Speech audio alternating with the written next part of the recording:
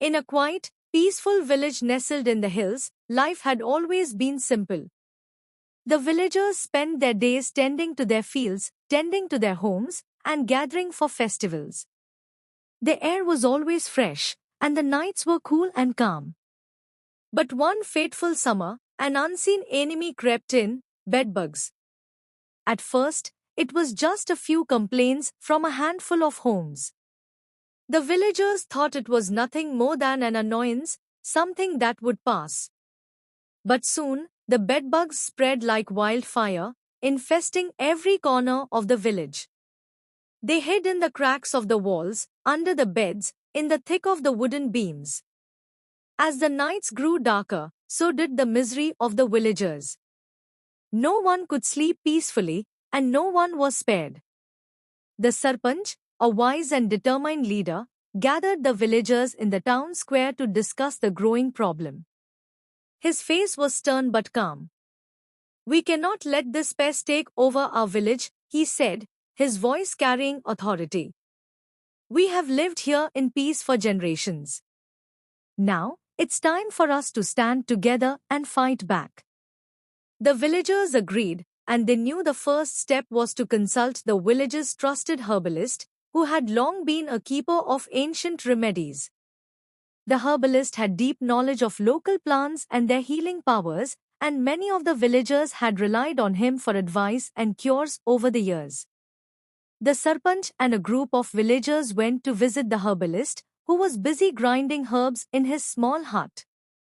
He looked up when they entered, his face lined with age, but his eyes still sharp. "The bedbugs have come, I see," he said without surprise, as if he had been expecting them. "They are not just a nuisance, they are a symbol of imbalance. But do not worry, I know what must be done."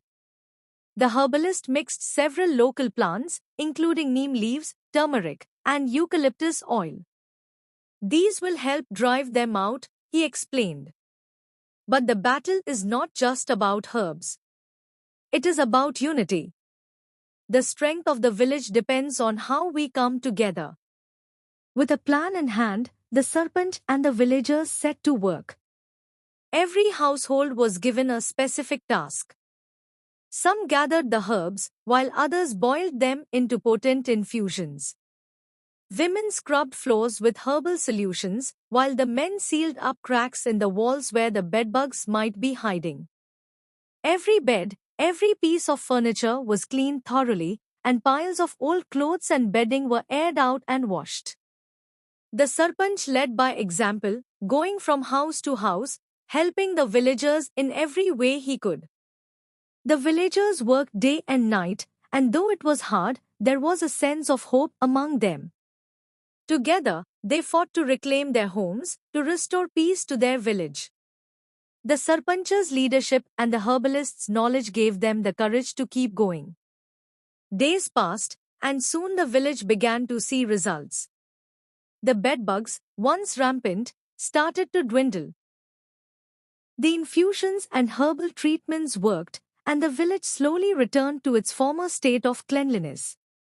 The once quiet, peaceful nights returned, and the villagers could finally sleep soundly again. When the last bedbug was finally eradicated, the Sarpanch called for a celebration. The village came together in the town square, not just to rejoice, but to honor the power of community. The Sarpanch spoke again, his voice filled with pride. "We have won not just by the strength of our hands, but by the unity of our hearts. When we stand together, there is nothing we cannot overcome." The villagers cheered, and the herbalist stood by, a quiet smile on his face. He had watched as the village had come together, proving that with knowledge, effort, and unity, no problem was too big to solve. And from that day forward, the villagers lived not just with the lessons of their ancestors, but with a renewed sense of community and strength. The bedbugs had been defeated, but it was the bond between the villagers that had truly triumphed. Moral of the story is: bad people who try to destroy you are like bedbugs. We can only defeat the evil by coming together and stay united.